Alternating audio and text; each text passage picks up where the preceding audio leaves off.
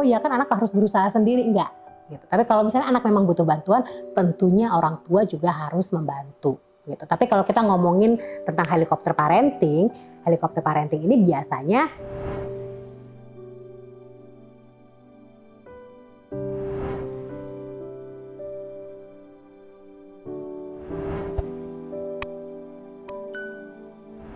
kalau kita bicara kapan sih kita boleh membantu anak atau kita memotivasi anak untuk melakukan itu dulu dengan kemampuan mereka, tentunya ini sangat tergantung dari kemampuan dan perkembangan usia mereka masing-masing. Kalau kita lihat setiap anak perkembangannya mungkin berbeda-beda gitu. Kayak misalnya perkembangan bicara, ada yang sudah lancar bicara usia 2 tahun, misalnya ada yang 2,5 tahun baru lancar berbicara gitu. Tentunya ini berbeda-beda antar anak.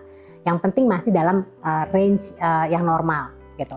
Memang ada saat-saat tertentu di mana orang tua harus langsung mengambil keputusan untuk anak atau harus langsung membantu anak. Atau kalau misalnya nih anak lagi main-main gitu ya di taman, tiba-tiba misalnya ada temennya naik sepeda kayaknya udah mau menghampiri anak gitu ya, kita harus langsung bantu anak untuk ngambil anak misalnya, untuk dibantu untuk ke pinggir gitu supaya anak nggak kena sepeda dari temennya gitu. Jadi kita harus melihat apakah situasi-situasi tersebut membahayakan untuk anak atau tidak gitu. Apakah anak mampu atau enggak, balik lagi kita ke situ gitu.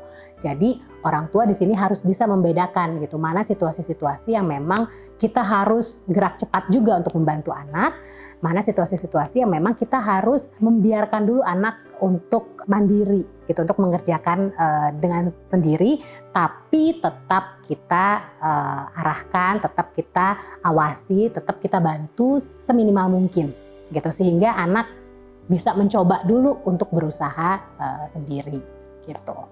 Nah, kalau kita melihat nih anak misalnya mau mengambil sesuatu gitu ya di tempat yang agak tinggi, tapi anak belum bisa berkomunikasi gitu. Kita melihat anak kesulitan gitu. Boleh nggak sih kita bantu? Tentunya boleh gitu. Tentunya boleh.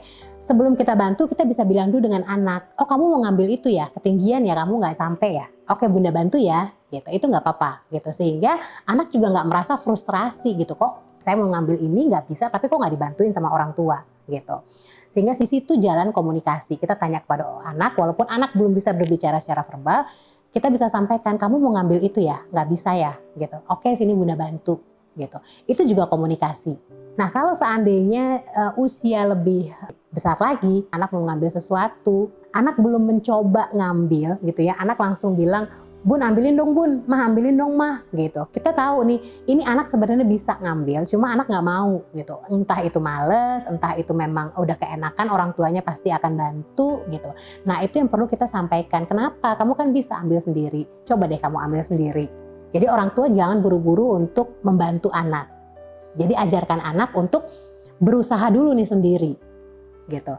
Kalau seandainya anak bilang misalnya gitu ya, iya soalnya nih aku tanggung nih lagi ngerjain PR, misalnya lagi ngerjain tugas misalnya, lalu kita bisa berdiskusi juga dengan anak, oke deh karena kamu lagi ngerjain tugas ini bunda ambilin ya, tapi lain kali kalau kamu lagi nggak ngapa-ngapain kamu ambil sendiri ya gitu. Nah itu bisa, itu ada negosiasi di situ gitu antara orang tua dengan anak.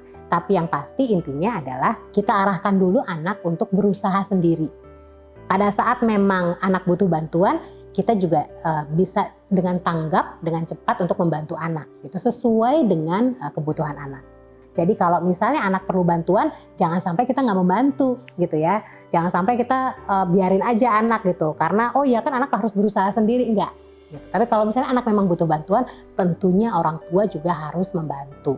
Gitu. Tapi kalau kita ngomongin tentang helikopter parenting ini biasanya anak nggak butuh dibantu gitu ya, anak bisa melakukan itu sendiri, tapi orang tua buru-buru bantu gitu untuk menyelesaikan semuanya untuk anak. Mungkin perbedaannya di situ. Ikuti terus sosial media Tanam Benih untuk mendapatkan video-video parenting lainnya.